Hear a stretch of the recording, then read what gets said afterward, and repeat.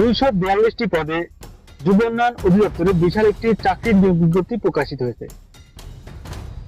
সুপ্রিয় চাকরি প্রত্যাশী ভাই বোনেরা, আসসালামু আলাইকুম। আশা করি সবাই ভালো আছেন। আমি আলহামদুলিল্লাহ ভালোই আছি। তো বরাবরের মতো আজকেও আমি আপনাদের মাঝে হাজির হয়েছি একটি সরকারি চাকরির নিয়োগ বিজ্ঞপ্তি নিয়ে। আশা করি ভিডিওটি প্লে করে থাকলে অবশ্যই শুরু থেকে শেষ পর্যন্ত একটি স্কিপ না করে সম্পূর্ণ ভিডিওটি দেখবেন। তো আমি আর কথা না বাড়িয়ে সরাসরি চলে যাচ্ছি মূল আলোচনায়। তো তার আগে daily job news and preparation YouTube চ্যানেলটি এখনো সাবস্ক্রাইব করে না থাকলে অবশ্যই সাবস্ক্রাইব করে বেল আইকনটি বাজিয়ে রাখবেন, এবং আজকের এই ভিডিওটি যদি আপনার জন্য একটু কাজে লেগে থাকে তাহলে অবশ্যই ভিডিওতে একটি লাইক দিবেন, এবং ভিডিওটি কেমন লেগেছে তা অবশ্যই কমেন্টে জানাবেন, এবং আপনাদের ভাই বোন বন্ধু আত্মীয় স্বজন যারা চাকরি প্রার্থী আছে তাদের কাছে ভিডিওটি শেয়ার করতে একদমই ভুলবেন না, এবং তাদেরকে কমেন্টে মেনশন করে যাবেন যাতে তারা দ্রুত এখান থেকে ভিডিওটি দেখে নিতে পারে। তো চলুন আমি আর বকবক না করে মূল আলোচনায় চলে যাচ্ছি। মহাপরিচালকের কার্যালয়, যুব উন্নয়ন অধিদপ্তর, যুব ভবন 108, মতিঝিল বা এ, ঢাকা 1000। তারিখ 3 জ্যৈষ্ঠ 1433, 17 মে 2026। নিয়োগ বিজ্ঞপ্তি।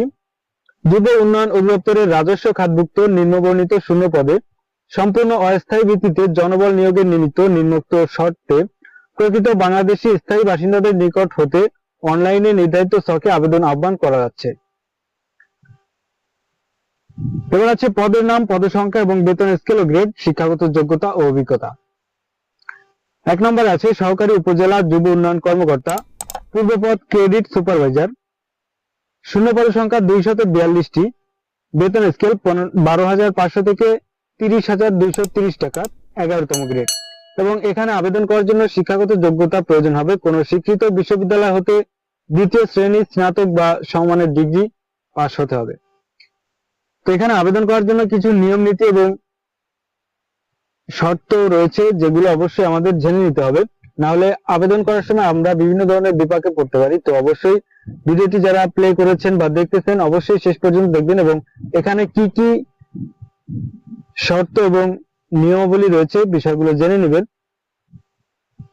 তা না হলে আবেদন করার সময় বিভিন্ন ধরনের সমস্যায় পড়তে পারেন। এবং এই ভিডিও শেষের দিকে আমি কিছু গুরুত্বপূর্ণ টিপস রাখবো আপনাদের জন্য, এবং বিভিন্ন ধরনের গুরুত্বপূর্ণ তথ্য রাখবো যেগুলো আপনাদের অবশ্যই আবেদন করার জন্য প্রয়োজন পড়বে। তো অবশ্যই সম্পূর্ণ ভিডিওটি দেখবেন। বিশেষ দ্রষ্টব্য এখানে আছে, দেখুন। যুব উন্নয়ন অধিদপ্তরের গত 1 অগ্রহায়ণ 1432, 16 নভেম্বর 2025 তারিখের 2767 সংখ্যক স্মারকে প্রকাশিত নিয়োগ বিজ্ঞপ্তির প্রেক্ষিতে যারা আবেদন করেছেন তাদের পূর্বের আবেদন কার্যকর থাকবে এবং পুনরায় আবেদন করার প্রয়োজন নেই। তো এখানে বিশেষ একটি কথা উল্লেখ করা আছে, যেটা হচ্ছে এই নিয়োগ বিজ্ঞপ্তিটি পূর্বে একবার কিন্তু প্রকাশ করা হয়েছিল, তখন যারা আবেদন করেছেন তাদের পুনরায় আবেদন করার দরকার নেই, এবং যারা পূর্বে আবেদন করেননি তারা আবেদন করতে পারবেন। আবেদন ফর্ম পূরণ ও পরীক্ষা অংশগ্রহণের ক্ষেত্রে নিম্নবর্ণিত শর্তাবলী অবশ্যই পূরণ করতে হবে। শর্তাবলীগুলো কি কি রয়েছে একটু দেখে নিন। 23/6/2026 খ্রিস্টাব্দ তারিখে প্রার্থীর বয়স সর্বনিম্ন 18 বছর এবং সর্বোচ্চ 32 বছর হতে হবে। বয়স প্রমাণের ক্ষেত্রে কোনো প্রকার এফিডেভিট গ্রহণযোগ্য নয়। সরকারি, আধা সরকারি ও স্বায়ত্তশাসিত প্রতিষ্ঠানে কর্মরত প্রার্থীকে মৌখিক পরীক্ষার সময় অবশ্যই যথাযথ কর্তৃপক্ষের অনাপত্তি পত্র দাখিল করতে হবে। চাকরিরত প্রার্থীদের বয়স শিথিলযোগ্য নয়। 3 নম্বরে আছে নিয়োগের জন্য প্রার্থী নির্বাচনের ক্ষেত্রে সংশ্লিষ্ট নিয়োগ বিধি অনুযায়ী লিখিত ও মৌখিক পরীক্ষা অনুষ্ঠিত হবে। লিখিত পরীক্ষা উত্তীর্ণ প্রার্থীগণ মৌখিক পরীক্ষা অংশগ্রহণের জন্য বিবেচিত হবেন। 4 নম্বরে রয়েছে চাকরির জন্য আবেদন আগামী 24/5/2026 খ্রিস্টাব্দ তারিখ সকাল 9টা হতে 23/6/2026 খ্রিস্টাব্দ তারিখ বিকাল 4টা পর্যন্ত অনলাইনে দাখিল করা যাবে। সরাসরি অথবা ডাকযোগে কোনো দরখাস্ত গ্রহণ করা হবে না। সরাসরি ডাকযোগে প্রেরিত সকল আবেদনপত্র বাতিল বলে গণ্য হবে। তো এই বিষয়টি আপনারা একটু মাথায় রাখবেন, কেউ অনলাইন ব্যতীত অন্য কোনো মাধ্যমে আবেদন করবেন না। 5 নম্বর আছে লিখিত পরীক্ষা উত্তীর্ণ প্রার্থীদের মৌখিক পরীক্ষার সময় সকল সনদ, অনাপত্তিপত্র, কাগজপত্র আদির মূল কপি সমূহ প্রদর্শনপূর্বক প্রতিটির একটি করে সত্যায়িত ফটোকপি দাখিল করতে হবে। দাখিল উপস্থাপনযোগ্য সকল সনদ, অনাপত্তিপত্র, কাগজপত্রাদির তালিকা নিম্নরূপ। 1 নম্বরে আছে শিক্ষাগত যোগ্যতার সকল মূল সাময়িক সনদপত্র। 2 নম্বরে আছে সরকারি, আধা সরকারি ও স্বায়ত্তশাসিত প্রতিষ্ঠানে কর্মরত প্রার্থীর মৌখিক পরীক্ষার সময় যথাযথ কর্তৃপক্ষের অনাপত্তিপত্র। 3 নম্বর আছে স্থায়ী বাসিন্দা হিসেবে পৌরসভার মেয়র অথবা কাউন্সিলর অথবা ইউনিয়ন পরিষদের চেয়ারম্যান কর্তৃক প্রদত্ত নাগরিকত্ব সনদপত্র। 4 নম্বর আছে জাতীয় পরিচয়পত্র, জন্ম নিবন্ধনের সনদ। এবং দেখি 5 নম্বরে আছে প্রথম শ্রেণীর গেজেটেড কর্মকর্তা কর্তৃক নামযুক্ত সিল সহ প্রদত্ত চারিত্রিক সনদপত্র। 6 নম্বর আছে মুক্তিযোদ্ধা কোটায় আবেদনকারী বীর মুক্তিযোদ্ধা অথবা শহীদ মুক্তিযোদ্ধাগণের সন্তান, বীরাঙ্গনার সন্তান প্রার্থীদের ক্ষেত্রে সরকারের সর্বশেষ নীতিমালা অনুযায়ী মুক্তিযুদ্ধ বিষয়ক মন্ত্রণালয় কর্তৃক প্রদত্ত মুক্তিযুদ্ধ সনদপত্র। 7 নম্বর আছে শারীরিক প্রতিবন্ধীদের ক্ষেত্রে সংশ্লিষ্ট জেলা সমাজসেবা কার্যালয়ের উপপরিচালক কর্তৃক প্রদত্ত সনদপত্র। 8 নম্বর আছে তৃতীয় লিঙ্গভুক্ত প্রার্থীদের ক্ষেত্রে সিভিল সার্জন কর্তৃক প্রদত্ত সনদের সত্যায়িত কপি।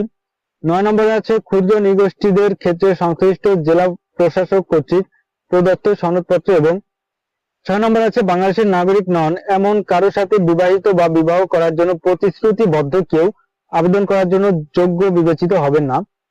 7 নম্বরে আছে সত্যায়নের ক্ষেত্রে অবশ্যই সত্যায়নকারী প্রথম শ্রেণীর গেজেটেড কর্মকর্তা হতে হবে এবং কর্মকর্তা সুস্পষ্ট নাম ও পদবি সহ সিল থাকতে হবে। 8 নম্বর আছে নিয়োগের ক্ষেত্রে সরকারি সকল বিধিবিধান ও কোটা সম্পর্কিত সর্বশেষ সরকারি নীতিমালা অনুসরণ করা হবে।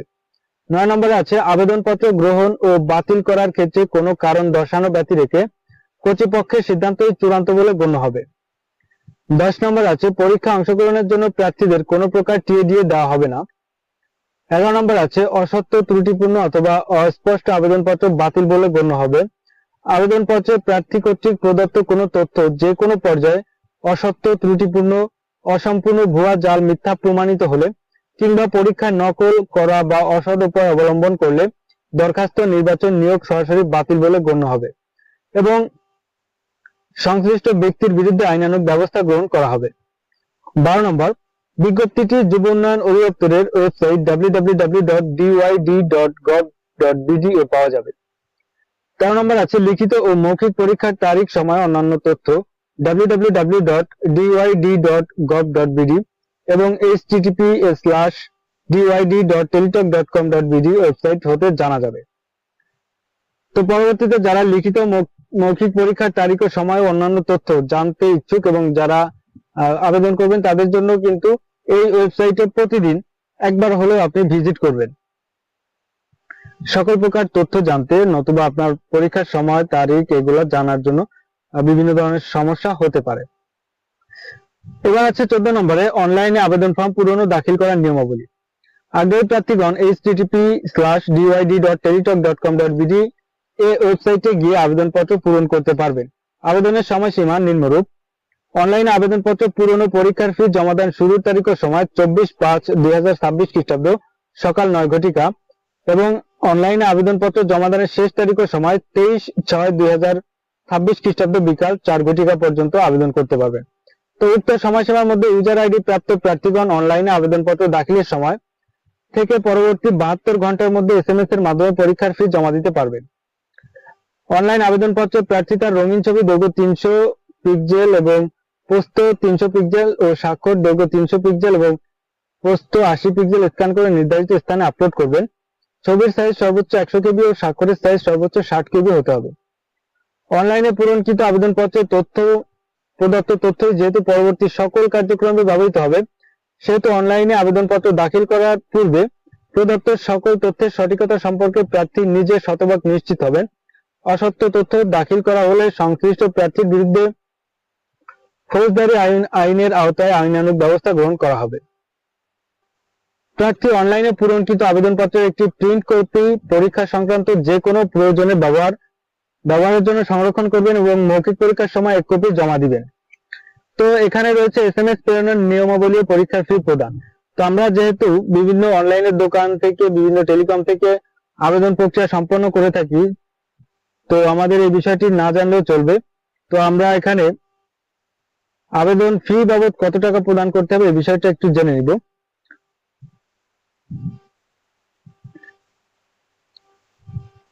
আবেদন ফি বাবদ 168 টাকা মোট আমাদের প্রদান করতে হবে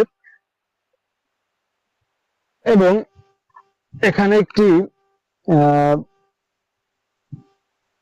উদাহরণস্বরূপ একটি মেসেজ দেওয়া আছে, মেসেজটি আপনারা চাইলে স্ক্রিনশট নিয়ে দেখতে পারেন। এবং আরেকটি বিশেষ গুরুত্বপূর্ণ বিষয় এখানে উল্লেখ করে দেওয়া আছে, দেখুন, প্রবেশপত্র সংগ্রহের নোটিশ http://dyd.teletalk.com.bd এবং যুব উন্নয়ন অধিদপ্তর এর ওয়েবসাইট http://www.dyd.gov.bd এ পাওয়া যাবে।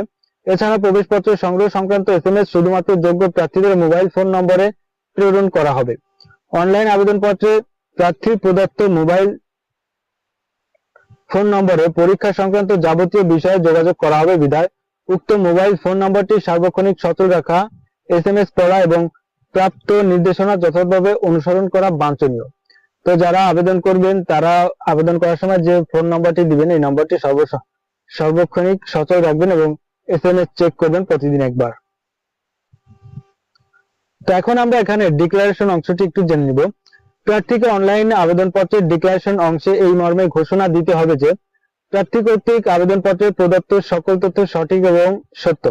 প্রদত্ত তথ্য অসত্য বা মিথ্যা প্রমাণিত হলে অথবা কোনো অযোগ্যতা ধরা পড়লে বা কোনো প্রতারণা বা দুর্নীতির আশ্রয় গ্রহণ করলে কিংবা পরীক্ষায় নকল বা অসৎ উপায় অবলম্বন করলে পরীক্ষার পূর্বে বা পরে এমনকি নিয়োগের পরে যে কোনো পর্যায়ে প্রার্থিতা বাতিল করা হবে এবং সংশ্লিষ্ট প্রার্থীর বিরুদ্ধে আইনগত ব্যবস্থা গ্রহণ করা যাবে। নিয়োগকারী কর্তৃপক্ষ কোনো কারণ দর্শানো ব্যতি রেখে এই নিয়োগ বিজ্ঞপ্তিটির কার্যক্রম স্থগিত, বিজ্ঞপ্তিতে উল্লেখিত পদের সংখ্যা হ্রাস বৃদ্ধি, বিজ্ঞপ্তিতে বর্ণিত কোনো শর্ত বা অনুচ্ছেদ সংশোধন, পরিবর্তন, সংযোজন, সময় পরিবর্তন ও বাতিল করার ক্ষমতা সংরক্ষণ করেন।